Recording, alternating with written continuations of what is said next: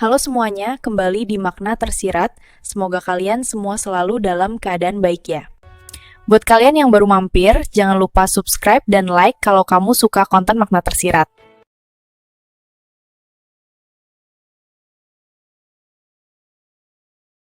Di dunia Soraya, keindahan adalah mata uang tertinggi. Baginya, wajah rupawan adalah tiket menuju surga. Sementara cacat kisik adalah dosa yang tak terampuni.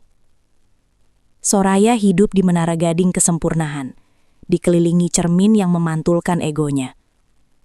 Namun takdir punya selera humor yang gelap. Di sebuah villa terpencil yang dikepung badai ganas, kecantikan Soraya menjadi tidak berguna ketika paru-parunya mulai menyempit kehabisan udara.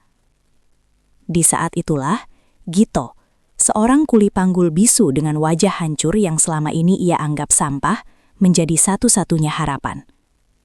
Ini adalah kisah tentang oksigen, darah, dan bagaimana ketulusan seorang pria bisu harus dibayar dengan hilangnya sebagian anggota tubuhnya demi sebuah pengakuan cinta. Angin pegunungan yang menusuk tulang menyambut kedatangan mobil mewah berwarna hitam mengkilap yang berhenti tepat di depan lobi villa kayu eksklusif itu. Sebuah istana tersembunyi di tengah hutan pinus yang sunyi. Pintu mobil terbuka perlahan, menampilkan sepasang kaki jenjang yang dibalut sepatu hak tinggi merah menyala. Sebelum akhirnya sosok Soraya muncul dengan aura keanggunan yang seolah menampar kesederhanaan alam di sekitarnya. Wajahnya adalah definisi kesempurnaan simetris. Kulitnya yang putih susu memantulkan cahaya matahari sore. Dan setiap helai rambutnya tertata rapi tanpa celah sedikit pun. Soraya berdiri tegak sambil membetulkan kacamata hitam mahalnya. Bibirnya menyunggingkan senyum tipis yang bukan ditujukan untuk keramahan, melainkan bentuk kepuasan narsistik, karena ia tahu semua mata sedang memujanya. Di sudut gelap dekat pilar batu, Gito berdiri mematung dengan kepala tertunduk dalam, mencoba menyembunyikan wajahnya yang rusak parah akibat luka bakar lama yang membuat kulitnya melepuh mengerikan dan menarik bibirnya ke atas secara permanen. Pria itu hanyalah seorang kuli panggul bisu yang keberadaannya sering dianggap sebagai noda visual di tempat-tempat mewah seperti ini. Namun ia tetap berdiri di sana menunggu perintah, dengan tubuh gemetar menahan dinginnya udara gunung. Manajer villa bergegas keluar menyambut tamu VVIP mereka dengan senyum yang dipaksakan melebar. Sementara Soraya hanya mengibaskan tangannya tanda ia tidak butuh basa-basi murahan dan hanya ingin barang-barangnya segera dibawa masuk ke kamar terbaik. Gito, yang sadar itu adalah tugasnya, segera bergerak maju dengan langkah pincang. Tangannya yang kasar dan penuh kapalan meraih pegangan koper-koper besar milik Soraya yang berlogo desainer ternama dunia. Beban koper itu sangat berat. Mungkin berisi puluhan gaun malam dan perlengkapan kecantikan yang tidak masuk akal untuk liburan di gunung, membuat urat-urat di leher Gito menonjol menahan beban. Dia tidak bisa mengeluarkan suara untuk meminta tolong atau mengeluh, hanya suara napasnya yang menderu kasar terdengar memecah keheningan lobi yang elegan itu. Soraya yang sedang sibuk bercermin di layar ponselnya tiba-tiba menghentikan kegiatannya. Alisnya yang terukir sempurna berkerut jijik saat telinganya menangkap suara napas Gito yang menurutnya terdengar seperti dengkuran binatang buas yang sedang sekarat. Bencana kecil yang akan mengubah nasib mereka dimulai ketika Gito berusaha mengangkat koper ketiga yang paling besar. Namun sol sandalnya yang sudah tipis dan licin tergelincir di lantai marmer lobi yang baru saja dipoles mengkilap. Tubuh kurus Gito oleng ke samping, dan meskipun ia berusaha mati-matian menahan keseimbangan agar tidak menjatuhkan barang tamu, sudut koper yang keras itu menyenggol betis mulus Soraya dengan sangat pelan, namun cukup untuk meninggalkan noda debu tipis di kulitnya. Suara benturan kecil itu terdengar seperti ledakan bom di telinga semua orang yang ada di sana, membuat waktu seolah berhenti berputar selama beberapa detik yang mencekam. Gitu membeku di tempatnya. Matanya yang satu tertutup kelopak mata yang rusak menatap horor ke arah noda debu kecil di kaki sang dewi kecantikan itu, menyadari bahwa ia baru saja melakukan kesalahan fatal yang tak termaafkan. Teriakan Soraya memecah keheningan hutan pinus. Sebuah jeritan histeris yang tidak sebanding dengan kejadiannya. Seolah-olah kakinya baru saja disiram air keras, dan bukan hanya tersentuh ujung koper. Dia mundur selangkah sambil menunjuk wajah Gito dengan jari telunjuknya yang lentik dan berkuku tajam. Matanya membelalak, memancarkan api kemarahan yang membakar logikanya. Kata-kata kasar mulai meluncur dari mulut indahnya tanpa saringan. Menyebut Gito sebagai makhluk gagal produk, yang seharusnya tidak diizinkan berkeliaran di sekitar manusia normal, apalagi menyentuh barang-barang miliknya yang harganya lebih mahal dari nyawa pria itu. Soraya merasa terhina bukan karena rasa sakit fisik yang sama sekali tidak ada, melainkan karena egonya terusik oleh fakta bahwa sesuatu yang begitu buruk rupa berani masuk ke dalam radius personalnya yang suci. Gito hanya bisa menunduk semakin dalam, tangannya menyatu di depan dada memohon ampun dalam bisu. Namun gerakan itu justru membuat Soraya semakin muak melihatnya.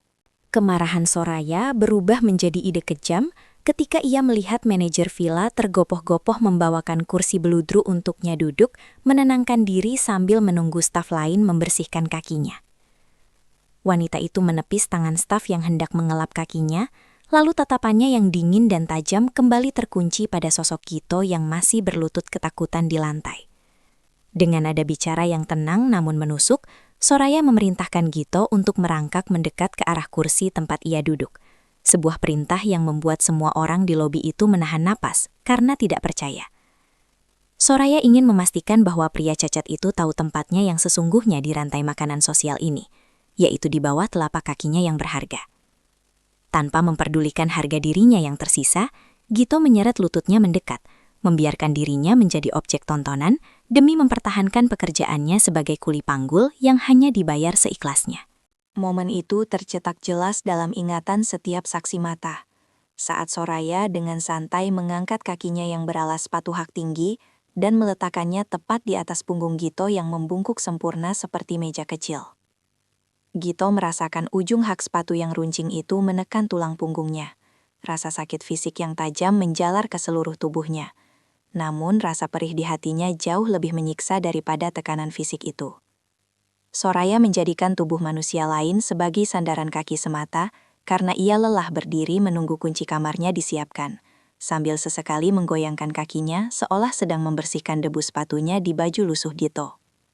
Pria bisu itu memejamkan matanya rapat-rapat, menahan air mata yang mendesak ingin keluar, menggigit bibir bawahnya hingga berdarah agar tidak mengeluarkan suara erangan yang bisa memicu amarah nyonya besar itu lagi. Ia menerima nasibnya sebagai benda mati, sebagai ganjalan kaki, sebagai sampah yang berguna hanya untuk diinjak. Penyiksaan mental itu berlangsung selama 10 menit, yang terasa seperti 10 tahun bagi Gito. Sementara Soraya sibuk memainkan ponselnya dan tertawa kecil membaca pesan dari teman-teman sosialitanya. Benar-benar mengabaikan fakta bahwa ada manusia bernapas di bawah kakinya. Tamu-tamu lain yang melihat kejadian itu hanya bisa berbisik-bisik ngeri, namun tak ada satupun yang berani menegur, karena aura kekuasaan dan kekayaan Soraya terlalu mengintimidasi untuk dilawan oleh orang biasa. Ketika resepsionis akhirnya datang membawakan kunci kamar, Soraya menarik kakinya dengan gerakan kasar, seolah-olah ia baru saja menginjak kotoran anjing yang menjijikan dan ingin segera menjauh. Dia berdiri dengan anggun, menepuk-nepuk gaunnya yang tidak kotor, lalu menatap Gito yang masih membungkuk dengan tatapan merendahkan yang paling puncak. Tanpa ucapan terima kasih atau permintaan maaf sedikit pun, Soraya meludah ke tanah tepat di depan wajah Gito yang masih menempel di lantai. Lalu melenggang pergi, diikuti oleh para staf yang berebut membawakan barang-barangnya. Gito ditinggalkan sendirian di tengah lobi yang kini terasa sangat dingin. Perlahan ia menegakkan tubuhnya yang kaku dengan sendi-sendi yang bergemeretak menahan sakit. Ia menatap punggung Soraya yang menjauh menaiki tangga spiral. Sorot matanya tidak memancarkan dendam kesumat, melainkan sebuah kesedihan mendalam dan pertanyaan bisu tentang mengapa Tuhan menciptakan manusia sekejam itu dengan wajah seindah malaikat. Di luar jendela kaca besar, langit sore yang tadinya cerah mulai berubah warna menjadi abu-abu pekat yang mengerikan. Awan hitam bergulung-gulung turun dari puncak gunung seolah merespons kepedihan hati Gito, menandakan bahwa badai besar sebentar lagi akan datang untuk mengurung mereka semua dalam satu neraka yang sama. Langit yang tadinya hanya mendung, kini telah berubah menjadi kanvas hitam pekat yang siap menumpahkan amarahnya. Sementara suara guntur menggelegar susul menyusul seolah ingin meruntuhkan atap villa kayu yang megah itu. Rintik hujan mulai turun dengan intensitas yang tidak wajar, berubah cepat menjadi tirai air raksasa yang menghantam kaca-kaca jendela villa dengan bunyi berisik yang mengerikan, menciptakan isolasi alami yang memisahkan penghuni villa dari dunia luar. Listrik di seluruh kawasan pegunungan itu tiba-tiba padam total setelah sebuah kilat menyambar gardu induk di kejauhan, menyisakan kegelapan yang mencekam di lorong-lorong villa yang tadinya hangat dan terang benderang. Kepanikan mulai merayap di antara para tamu yang terbiasa dengan kenyamanan modern. Teriakan-teriakan kecil terdengar bersahutan memanggil staf hotel untuk meminta penerangan darurat atau sekedar mengeluh karena sinyal ponsel mereka lenyap ditelan badai. Di dalam kamar mewahnya yang luas, Soraya mendengus kesal, bukan karena takut pada kegelapan, melainkan karena sesi perawatan kulit malamnya terganggu, dan pendingin ruangan yang mati membuat udaranya menjadi sedikit lembab yang tidak nyaman bagi kulit halusnya. Gito, yang sedang beristirahat di pos belakang sambil memijat punggungnya yang masih nyeri bekas injakan sepatu hak tinggi, segera bangkit naluriah saat melihat angin kencang membanting-banting jendela besar di lorong lantai 2, tepat di depan kamar VVIP tempat Soraya menginap. Instingnya sebagai pekerja kasar yang terbiasa menghadapi alam liar memberitahunya bahwa jika jendela itu tidak segera dikunci, air hujan akan masuk membanjiri lantai kayu jati, dan angin badai bisa memecahkan kacanya yang mahal. Tanpa memperdulikan rasa sakit di kakinya yang pincang atau trauma penghinaan yang baru saja ia terima, Gito berlari menaiki tangga darurat dengan membawa senter kecil yang cahayanya remang-remang hampir mati. Ia menerobos lorong gelap itu dengan niat murni untuk menyelamatkan aset villa dan memastikan kenyamanan tamu, meskipun tamu itu adalah wanita yang telah memperlakukannya lebih rendah daripada binatang ternak. Wajahnya yang rusak tersinari kilat yang menyambar-nyambar, menciptakan bayangan mengerikan di dinding lorong, sebuah pemandangan yang bisa disalahartikan oleh siapa saja yang tidak mengenal hati emasnya. Tepat ketika Gito berhasil meraih pegangan jendela yang bergoyang liar dan berjuang melawan tekanan angin untuk menutupnya, pintu kamar Soraya terbuka lebar, menampilkan sosok wanita itu yang memegang lilin aromaterapi dengan wajah gusar. Cahaya lilin yang temaram menyinari wajah Gito dari bawah, menonjolkan jaringan parut luka bakarnya dan mata yang melotot karena kaget, membuat Soraya menjerit histeris seolah ia baru saja melihat hantu atau pembunuh berantai yang siap menerkam. Gito panik melihat reaksi itu. Ia melepaskan pegangan jendela dan mengangkat kedua tangannya untuk menenangkan Soraya, mencoba memberikan isyarat bisu bahwa ia hanya sedang memperbaiki jendela yang rusak.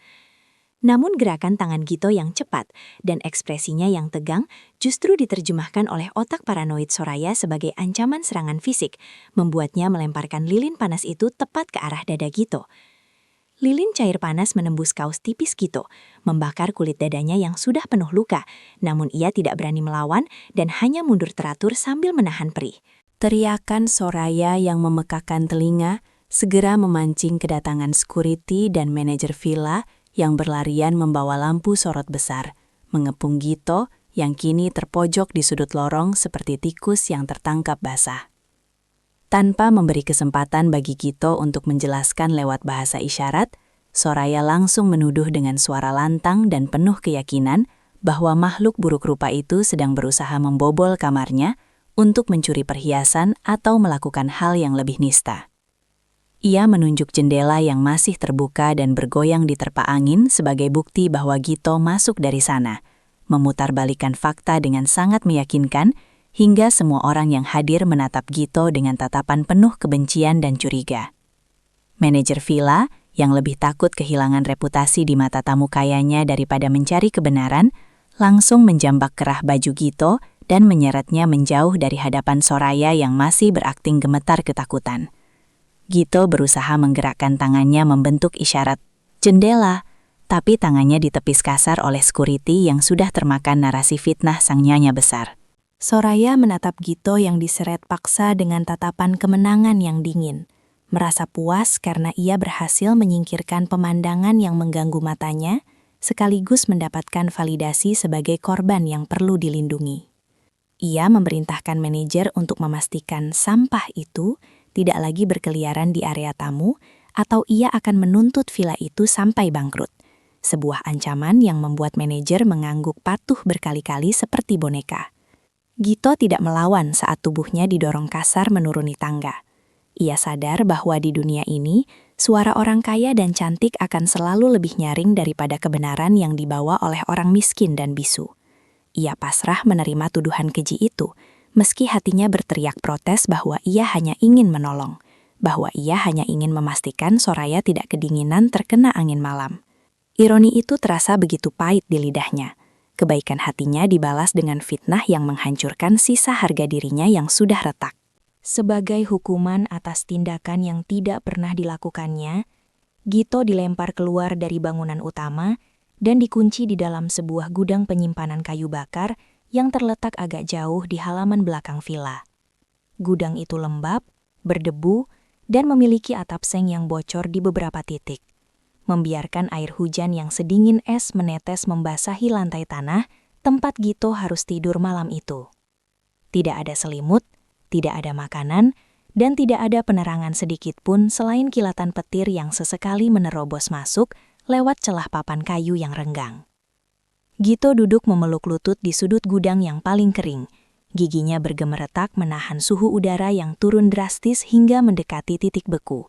Sementara tangannya meraba dada bekas siraman lilin panas yang mulai melepuh dan perih. Ia menatap ke arah bangunan villa yang berdiri angkuh di kejauhan, melihat jendela kamar Soraya yang kini sudah tertutup rapat, mungkin oleh staf lain, dan merasakan kesedihan yang mendalam, bukan untuk dirinya sendiri, tapi untuk hilangnya rasa kemanusiaan di tempat itu. Di dalam kamarnya yang kini diterangi lampu darurat, Soraya merasa menang dan aman. Namun ia tidak menyadari bahwa keputusan egonya untuk mengusir Gito adalah awal dari malapetaka yang sebenarnya.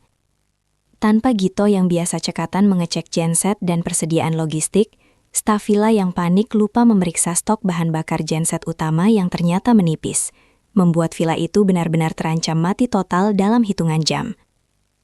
Soraya mulai merasakan napasnya sedikit berat, mungkin karena udara dingin atau stres akibat insiden tadi. Namun ia mengabaikannya dan hanya meraih tas obat-obatannya dengan santai untuk mencari inhaler cadangan. Jari-jarinya yang lentik menari di dalam tas kulit mahalnya, meraba-raba setiap kantong dengan gerakan yang semakin lama semakin cepat dan panik. Namun benda tabung kecil penyelamat hidupnya itu tidak tersentuh oleh ujung jarinya. Wajah cantiknya yang tadinya sombong perlahan memucat saat ia menyadari satu kesalahan fatal yang ia buat saat packing di rumah. Ia lupa mengisi ulang persediaan obat asmanya yang ternyata sudah kosong melompong. Sementara itu di gudang yang dingin, Gito tidak bisa memejamkan matanya karena firasat buruk yang tiba-tiba menyergap dadanya.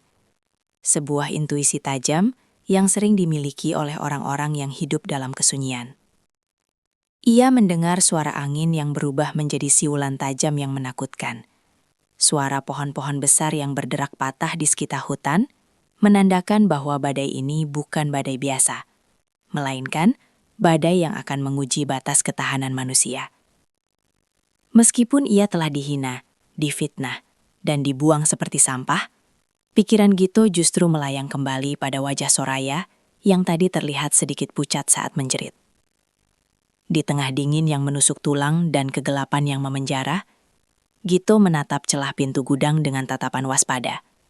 Seolah-olah alam bawah sadarnya tahu bahwa sebentar lagi pintu itu akan digedor oleh kepanikan, dan ia akan dihadapkan pada pilihan tersulit, antara menyelamatkan nyawanya sendiri atau nyawa wanita yang telah menginjak-injak harga dirinya.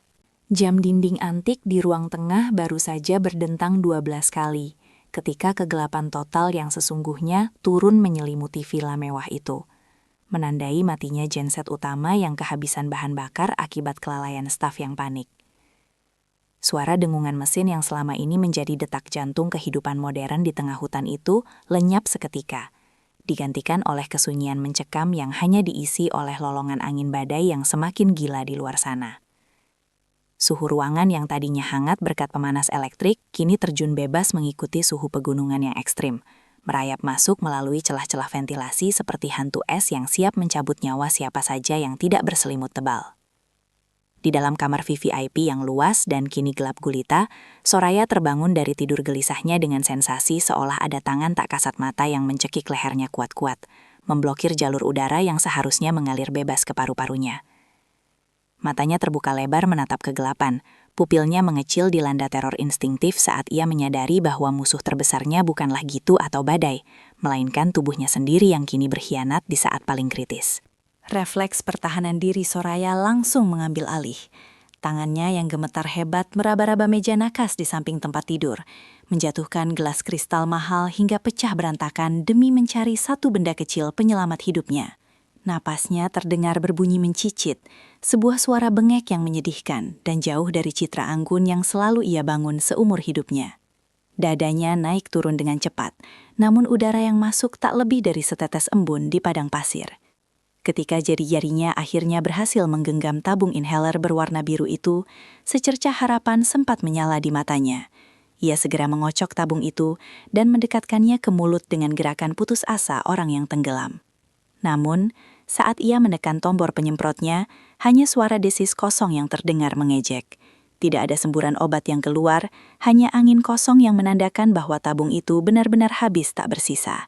Soraya menekan tombol itu berkali-kali dengan panik, mengguncangnya gila-gilaan, bahkan membenturkannya ke meja. Namun, fisika tidak bisa dibohongi oleh histeria. Obat itu habis, dan ia kini sendirian di tengah badai tanpa oksigen.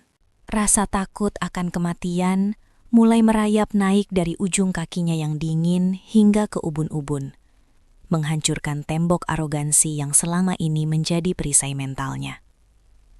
Soraya mencoba berteriak memanggil pelayan, namun suara yang keluar hanyalah erangan serak tak bertenaga, karena pita suaranya tidak mendapatkan cukup udara untuk bergetar. Ia berusaha bangun dari tempat tidur sutranya yang kini terasa seperti peti mati. Namun kakinya lemas tak bertenaga akibat hipoksia yang mulai menyerang otak, membuatnya terjatuh keras ke lantai kayu yang dingin di antara pecahan gelas kristal yang melukai lutut mulusnya. Darah segar mengalir dari lututnya, bercampur dengan keringat dingin yang membasahi seluruh tubuhnya. Namun rasa sakit itu tidak sebanding dengan rasa sesak yang kian menghimpit dada, seolah ada gajah yang duduk di atas tulang rusuknya.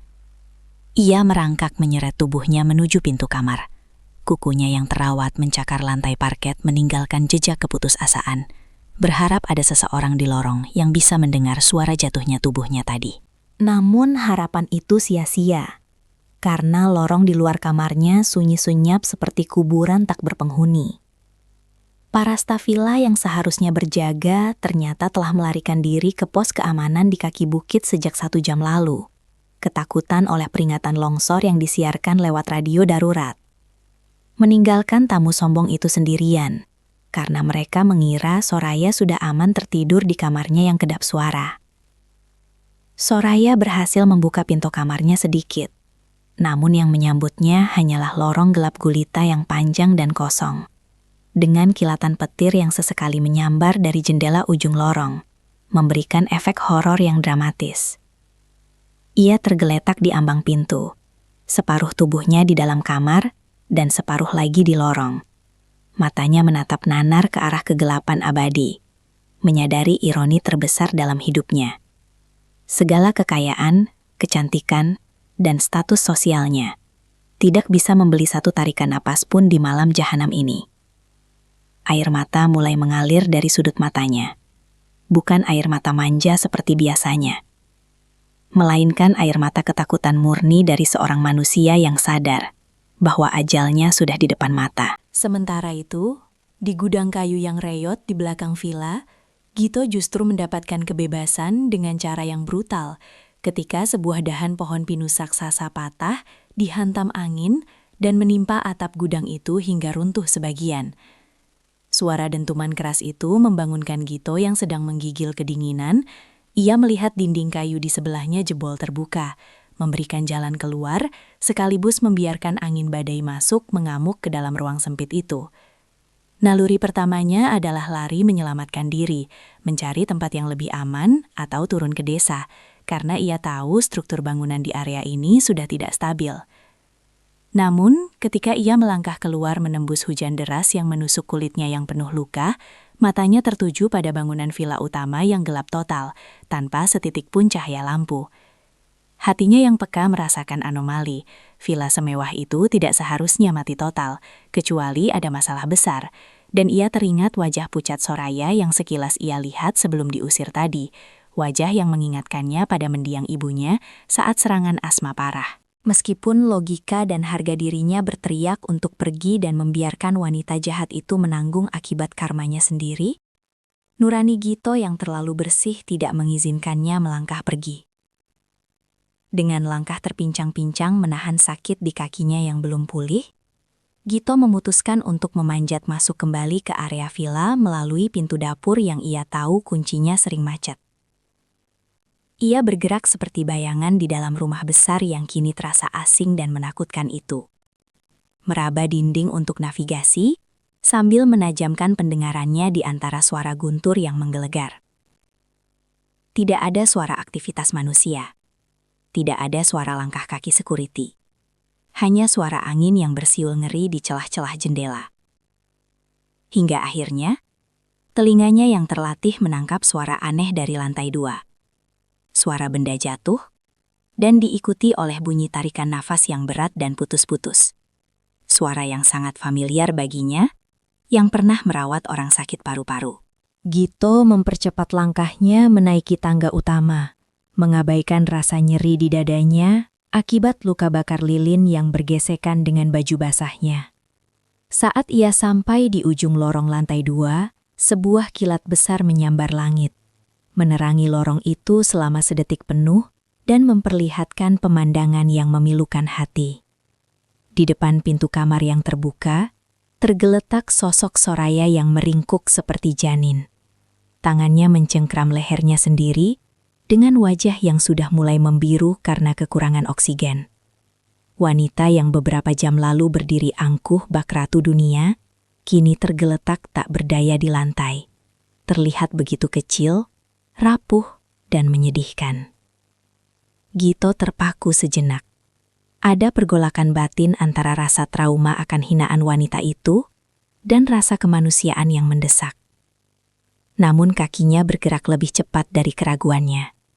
Berlari mendekati tubuh Soraya yang sedang berjuang untuk setiap molekul udara. Soraya yang kesadarannya mulai timbul tenggelam, membuka matanya saat merasakan getaran langkah kaki mendekat. Dan hal pertama yang ia lihat dalam remang-remang cahaya kilat adalah wajah rusak Gito yang basah kuyup menatapnya dari atas. Dalam kondisinya yang delusi, Soraya mengira Gito adalah malaikat maut atau monster yang datang untuk membalas dendam dan menghabisinya saat ia lemah. Membuatnya berusaha mundur dengan sisa tenaga terakhir sambil menggelengkan kepala ketakutan. Namun Gito tidak menyerang. Ia justru berlutut dengan cepat, mengabaikan pecahan kaca yang menusuk lututnya, lalu dengan cekatan memeriksa tangan Soraya dan menemukan inhaler kosong itu. Gito mengocok tabung itu, menyadari isinya habis total, lalu menatap wajah Soraya yang memohon dengan tatapan mata yang penuh air mata. Detik itu, di tengah badai yang mengamuk dan kegelapan yang menyelimuti, terjadi pertukaran peran yang absolut. Sang nyonya besar kini menjadi pengemis yang nyawanya bergantung sepenuhnya di tangan kuli bisu yang tadi ia jadikan sandaran kaki. Dan Gito sadar bahwa ia adalah satu-satunya harapan yang berdiri di antara Soraya dan kematian. Gito memegang tabung inhaler yang kosong itu dengan tangan gemetar. Matanya menatap tajam ke dalam manik mata Soraya yang kini redup dan penuh ketakutan. Ia tahu betul arti dari tatapan itu. Tatapan seseorang yang menyadari bahwa uang miliaran rupiah di rekening banknya tidak bisa membeli satu hembusan napas pun di tengah isolasi badai ini. Gito dengan cepat merogoh saku celananya yang basah, mengeluarkan sebuah peta wisata kusut yang selalu ia bawa, lalu menunjuk lokasi mereka di villa, dan kemudian menunjuk sebuah simbol apotek kecil di kota kecamatan terdekat. Jaraknya tertera jelas, 20 kilometer, melalui jalan pegunungan yang berkelok tajam. Jalan yang saat ini pasti sudah berubah menjadi sungai lumpur mematikan akibat longsor. Gito menatap Soraya lagi, lalu menunjuk dadanya sendiri, dan kemudian menunjuk pintu keluar dengan gerakan tegas. Sebuah deklarasi bisu bahwa ia bersedia melakukan hal gila itu. Berlari menembus neraka cuaca demi nyawa orang yang telah menghinanya. Soraya, yang nyawanya kini bergantung pada seutas benang tipis, menatap Gito dengan campuran rasa tidak percaya dan sisa-sisa ego yang masih melekat kuat di alam bawah sadarnya. Di matanya, tawaran Gito itu terdengar seperti lelucon paling absurd.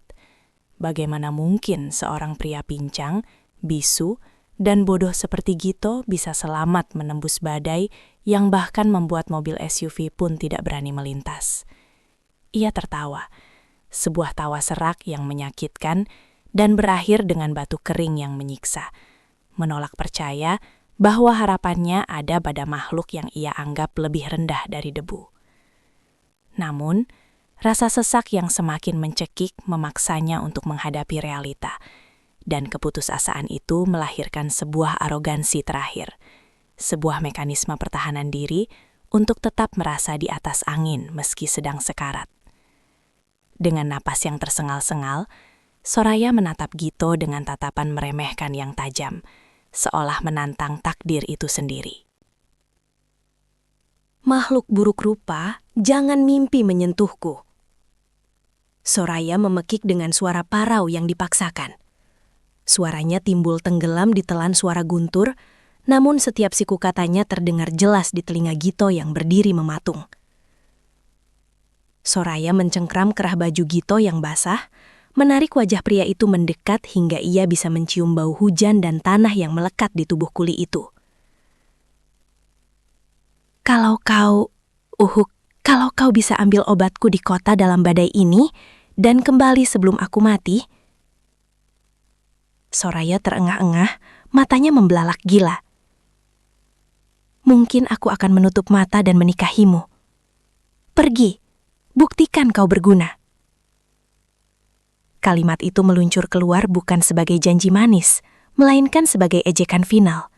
Sebuah tantangan mustahil yang ia yakin tidak akan pernah terpenuhi, karena Gito pasti akan mati di tengah jalan atau kabur menyelamatkan diri. Itu adalah pertaruhan nyawa yang ia lemparkan dengan congkak, yakin bahwa ia tidak akan pernah kalah karena probabilitas keberhasilannya adalah 0. Gito terdiam mendengar kalimat itu, bukan karena tersinggung, melainkan karena ia melihat betapa menyedihkannya jiwa wanita di hadapannya ini, yang masih sempat-sempatnya bersikap sombong di ambang kematian. Namun, ia tidak mundur selangkah pun. Tatapan matanya yang tadi sendu, perlahan berubah menjadi dingin dan keras sekeras batu karang. Sebuah tekad baja yang muncul dari kedalaman hatinya yang tulus. Gito mengangguk perlahan. Sebuah anggukan mantap yang membuat Soraya terhenyak kaget. Melepaskan cengkramannya dari kerah baju pria itu. Gito tidak tersenyum.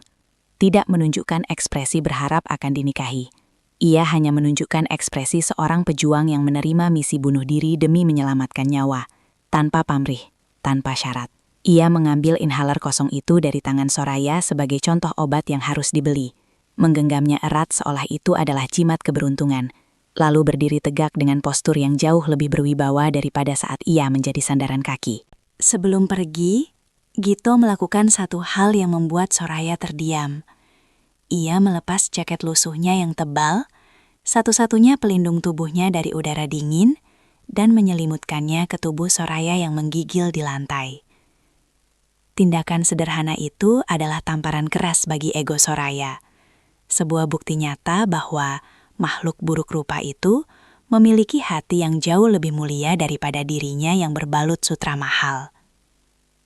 Gito kemudian berbalik badan tanpa menoleh lagi, melangkah pasti menuju pintu utama villa yang terbuka lebar, langsung disambut oleh angin ribut yang menerpa wajahnya dengan kejam. Ia tidak membawa payung, tidak memakai jas hujan, bahkan sandalnya yang licin ia lepaskan di teras, karena ia tahu berlari telanjang kaki akan memberikan cengkraman yang lebih baik di tanah lumpur, meski resikonya kakinya akan hancur tergores batu dan ranting. Soraya menatap punggung Gito yang perlahan menghilang di telan kegelapan malam dan tirai hujan, dan untuk pertama kalinya dalam hidupnya, ada rasa takut kehilangan yang aneh menyelinap di hatinya. Bukan takut kehilangan obat, tapi takut kehilangan satu-satunya orang yang peduli padanya saat dunia berpaling. Di luar villa, alam seolah sedang mengamuk, menumpahkan segala kemarahannya. Jalan setapak menuju gerbang utama sudah tidak terlihat, tertutup oleh aliran air deras yang menyeret kerikil dan lumpur coklat pekat. Gito mulai berlari. Langkah pertamanya terasa berat melawan dorongan angin. Namun ia memaksakan kakinya yang pincang untuk bergerak ritmis, mengubah rasa sakit menjadi bahan bakar semangat. Setiap langkah adalah perjuangan. Kakinya terbenam dalam lumpur dingin. Kulit telapak kakinya mulai tergores oleh batu-batu tajam yang tersembunyi di balik genangan air. Namun ia tidak berhenti. Pikirannya hanya terfokus pada satu tujuan. Apotik 24 jam di kota kecamatan yang jaraknya puluhan kilometer, dan wajah Soraya yang membiru menahan napas. Ia tahu waktu adalah musuh utamanya. Setiap detik yang ia buang untuk beristirahat adalah satu hembusan napas yang hilang dari paru-paru Soraya. Tantangan sesungguhnya datang ketika ia mencapai jembatan gantung tua yang menghubungkan area villa dengan jalan raya utama. Jembatan itu bergoyang liar dihantam angin. Beberapa papan kayunya sudah lepas beterbangan, dan sungai di bawahnya sedang meluap dengan arus deras yang siap menelan apa saja. Gito berhenti sejenak, menelan ludah melihat kengerian di depannya. Namun bayangan Soraya yang sekarat memaksanya untuk mengambil resiko gila itu. Ia merangkak perlahan melintasi jembatan itu, mencengkram tali baja yang dingin dan licin hingga telapak tangannya lecet berdarah.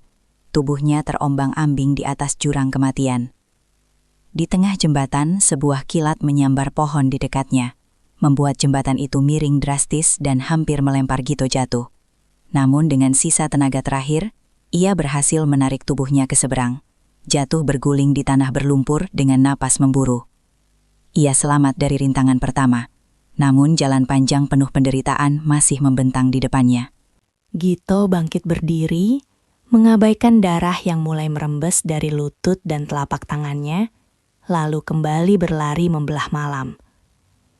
Ia bukan lagi sekadar kuli panggul bisu yang bisa dihina. Malam ini, ia adalah seorang pelari maraton kehidupan yang sedang bertaruh nyawa melawan takdir.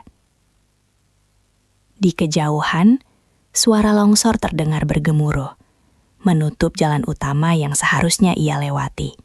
Memaksanya untuk mengambil jalan pintas menembus hutan lebat yang penuh duri dan kegelapan total. Tidak ada keraguan, tidak ada penyesalan. Ia menerima tantangan Soraya bukan untuk menikahinya, tapi untuk membuktikan bahwa di balik wajahnya yang rusak dan bisunya yang sunyi, ada jiwa manusia yang berharga, yang mampu melakukan hal mustahil demi menyelamatkan orang lain. Dan dengan tekad itu, Gito menghilang ke dalam hutan rimba yang ganas, meninggalkan jejak darah samar yang segera terhapus oleh hujan, menuju satu-satunya harapan yang tersisa. Hutan rimba yang memisahkan villa dengan kota kecamatan berubah menjadi medan perang mematikan bagi Gito, di mana setiap langkah adalah pertaruhan nyawa melawan alam yang murka. Di kilometer kelima, sebuah dahan pohon tua yang runcing patah dihantam angin dan melesat seperti tombak, menembus dada kiri Gito hingga merobek kulit dan ototnya, menyisakan luka menganga yang mengucurkan darah segar bercampur air hujan. Rasa perih yang menyengat membuat pandangannya memutih sejenak, namun ia tidak berhenti untuk memeriksa lukanya. Ia mematahkan sisa ranting yang menancap itu dengan tangan kosong dan terus berlari terseok-seok. Kakinya yang tanpa alas sudah lama kehilangan bentuk aslinya. Telapak kakinya hancur terparut batu-batu cadas yang tajam. Kulitnya terkelupas hingga terlihat daging merah yang berdenyut ngeri setiap kali menyentuh tanah berlumpur. Gito tidak lagi berlari dengan tenaga otot, melainkan dengan kekuatan tekad spiritual yang melampaui batas fisik manusia. Didorong oleh bayangan wajah Soraya yang membiru, yang terus menghantui setiap kedipan matanya.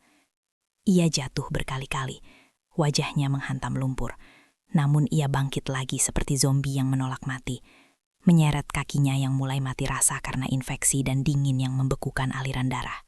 Sesampainya di apotek 24 jam yang terletak di pinggiran kota, Gito menyeruak masuk dengan penampilan yang membuat penjaga apotek menjerit ketakutan, mengira ada korban kecelakaan maut atau hantu yang gentayangan. Tubuhnya basah kuyup, lumpur menutupi seluruh kulitnya, kecuali bagian mata yang merah menyala, dan darah terus menetes dari dada serta kakinya, menciptakan genangan merah di lantai keramik putih yang steril. Tanpa mempedulikan kepanikan orang-orang, Gito membanting tabungin haler kosong dan segenggam uang receh basah ke atas etalase kaca dengan tangan gemetar hebat. Ia memukul-mukul dadanya sendiri yang sesak, menunjuk tabung itu, lalu menunjuk ke arah jam dinding dengan ekspresi putus asa yang begitu memilukan, hingga apoteker itu paham urgensinya tanpa perlu sepatah kata pun.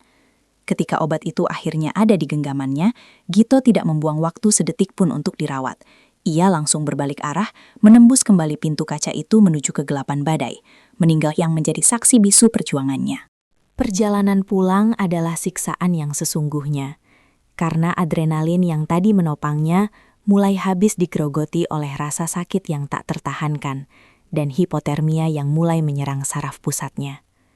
Kaki kanan Gito, yang sebelumnya terinjak sepatu hak tinggi Soraya dan kini dihajar medan berbatu, mengalami cedera parah, di mana tulang keringnya retak akibat terperosok ke dalam lubang yang tertutup air bah. Setiap langkah kini terasa seperti berjalan di atas paku panas, dan infeksi dari air kotor mulai menyebar cepat ke jaringan kakinya yang terbuka, mengubah warna kulitnya menjadi ungu kehitaman yang mengerikan.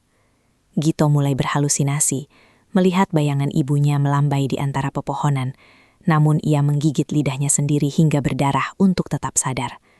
Ia merangkak di kilometer-kilometer terakhir, menyeret tubuhnya di atas tanah becek, memeluk obat inhaler itu di dalam dadanya seolah melindunginya dari dunia, sementara napasnya sendiri mulai putus-putus menyaingi irama badai. Di dalam villa yang sunyi senyap, Soraya telah mencapai batas akhir pertahanannya. Tubuhnya tergeletak kaku di lantai, dengan mata yang menatap kosong ke langit-langit. Paru-parunya seolah telah berubah menjadi batu yang tidak bisa mengembang lagi. Kesadaran wanita itu mulai melayang. Kilasan memori tentang kesombongannya berputar seperti film di kepalanya. Bagaimana ia menghina fisik Gito, bagaimana ia menjadikannya sandaran kaki, dan tantangan kejam yang ia lontarkan tadi. Air mata penyesalan menetes dari sudut matanya, bukan karena ia takut mati, tapi karena ia sadar bahwa ia akan mati sebagai orang jahat yang sendirian. Ia membayangkan Gito mungkin sudah kabur atau mati konyol di jalan, dan ia merasa itu adalah hukuman yang pantas untuknya. Detik-detik berlalu dengan lambat dan menyiksa, kegelapan mulai merenggut pandangannya, hingga tiba-tiba suara pintu depan yang didobrak paksa terdengar samar-samar, diikuti oleh suara langkah kaki yang berat dan menyeret, mendekat perlahan seperti takdir yang tak terelakkan. Sosok yang muncul di ambang pintu kamar itu lebih mirip mayat hidup daripada manusia, membuat Soraya membelalakkan matanya dengan sisa tenaga terakhir. Gito berdiri di sana, bertumpu pada kusen pintu agar tidak rubuh. Seluruh tubuhnya adalah peta penderitaan. Dadanya berlubang, wajahnya penuh goresan, dan yang paling mengerikan adalah kakinya yang hancur, berlumuran darah kental bercampur tanah hitam. Namun di wajah yang rusak itu, terukir sebuah senyuman tulus yang kontras dengan kondisinya. Senyum kemenangan seorang pahlawan yang berhasil menepati janjinya. Dengan langkah terhuyung-huyung, Gito menjatuhkan dirinya di samping Soraya. Tangannya yang gemetar dan dingin meraih tangan halus wanita itu, lalu meletakkan inhaler baru yang masih terbungkus plastik itu di telapak tangan Soraya. Tidak ada tuntutan, tidak ada amarah, hanya tatapan mata yang seolah berkata, "Aku pulang." Soraya dengan tangan bergetar segera menyemprotkan obat itu ke mulutnya, menghisapnya rakus seolah itu adalah udara surga. Dan perlahan-lahan, rasa sesak yang mencekik itu mulai terurai, membiarkan oksigen kembali mengisi paru-parunya yang kelaparan. Saat kesadarannya pulih sepenuhnya, hal pertama yang ia lakukan bukanlah bersyukur atas hidupnya, melainkan menjerit histeris saat melihat kondisi kaki Gito yang sudah tidak berbentuk lagi. Ia memeluk tubuh pria bisu yang kini tak sadarkan diri itu. Kemeja sutranya yang mahal kini berlumuran darah dan lumpur dari tubuh Gito, namun ia tidak peduli sama sekali. Tangisan Soraya pecah membelah malam. Sebuah ratapan penyesalan yang begitu dalam saat ia menyadari bahwa makhluk buruk rupa yang ia hina itu baru saja menukar nyawanya sendiri demi wanita jahat sepertinya. Ia mencium tangan kasar Gito berkali-kali, memohon ampun pada tubuh yang diam itu, bersumpah akan menebus dosa-dosanya jika Tuhan masih memberi Gito kesempatan hidup. 6 bulan kemudian, di sebuah taman rumah sakit yang asri, sebuah pernikahan sederhana namun sakral digelar di bawah sinar matahari pagi yang hangat, jauh dari kemewahan pesta sosialita yang dulu selalu diimpikan Soraya. Mempelai wanita terlihat anggun dengan gaun putih sederhana, namun bukan kecantikannya yang menjadi pusat perhatian, melainkan siapa yang ia dorong di kursi roda di sampingnya. Gito duduk di sana dengan setelan jas rapi. Wajahnya masih memiliki bekas luka bakar, namun kini terlihat bersih dan terawat. Dan di balik celana panjangnya, satu kakinya telah hilang, diamputasi sebatas lutut akibat infeksi parah dan gangren yang dideritanya malam itu. Dokter tidak bisa menyelamatkan kakinya yang hancur karena terlambat ditangani. Sebuah harga permanen yang harus dibayar untuk oksigen yang kini dihirup Soraya dengan bebas. Soraya berlutut di depan kursi roda, mensejajarkan tingginya dengan Gito, lalu memasangkan cincin emas di jari manis pria itu dengan mata berkaca-kaca. Ia menatap wajah suaminya, bukan lagi dengan tatapan jijik atau kasihan, melainkan dengan tatapan penuh pemujaan pada satu-satunya laki-laki yang membuktikan cinta dengan darah dan daging. Gito tersenyum, mengusap air mata di pipi istrinya dengan lembut, lalu menyentuh dada kirinya dan menunjuk Soraya. Bahasa isyarat abadi, yang berarti, jantungku berdetak untukmu. Soraya memeluk kaki Gito yang tinggal sebelah itu, mencium lututnya yang buntung dengan penuh rasa hormat. Menerima takdir barunya sebagai kaki bagi suaminya. Mereka bersatu dalam ikatan yang tidak sempurna secara fisik, namun sempurna secara batin. Sebuah kisah cinta bittersweet tentang bagaimana kesempurnaan sejati tidak terletak pada wajah yang rupawan, melainkan pada keberanian untuk hancur demi orang yang dicintai.